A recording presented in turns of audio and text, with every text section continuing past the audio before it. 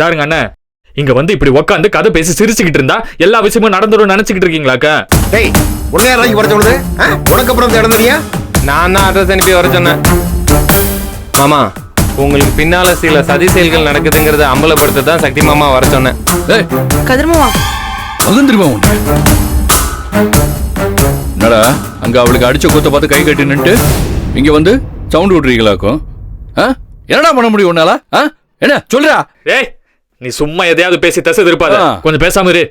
இந்தாருங்கண்ணே, இந்த பெரியசாமி குடும்பத்தோட சவகாசத்தை நீங்க இன்னையோட அத்து விடணும். இந்த தசர் பயலுக்கு கல்யாணம் நடக்க கூடாது. டேய், அத சொல்ல நீ யாரு? நான் தானே சொல்லணும். இவனை பத்தி முழுசா தெரிஞ்சதுனால தான் பேசிக்கிட்டு இருக்கேன். திருட்டு பையனா இவன்? ஒரு பொண்ணை லவ் பண்ணி ஏமாத்திட்டு ஓடி வந்திருக்கான்.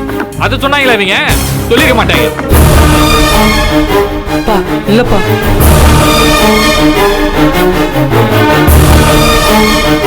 அவன் தான் விடாம என்ன துரத்தி துரத்தி உன்னை லவ் பண்றான். நீ என்ன செத்துருவான். இந்த மாதிரி கம்பல் பண்ணி என்ன லவ் பண்ண வச்சான். ஏன் பார்கவி நீ என்ன புரிஞ்சுக்கவே மாட்டேற? நான் உன்னை எவ்வளவு சின்சியரா லவ் பண்றேன் தெரியுமா? I love you Bhargavi. என்னால நீ இல்லாம இருக்க முடியல Bhargavi. Please love me Bhargavi. எல்லாம் பிளான் பண்ணி அடிக்கிறியா? என்ன பண்ணுவ?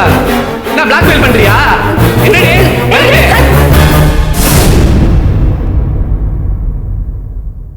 இதெல்லாம் தெரியுமா உங்களுக்கு?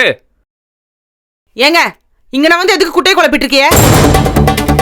மாமா, லவ்வும் இல்ல ஒரு மண்ணும் இல்ல. நம்ம மாப்பிள்ள ஒரு பொண்ணு கூட பாசமா 4 வார்த்தை பேசியிருக்காங்க. அதுக்கு அந்த புள்ள லவ்னு தப்பா நினைச்சிருச்சு. அதுக்கு மாப்பிள்ள என்ன பண்ணுவாங்க?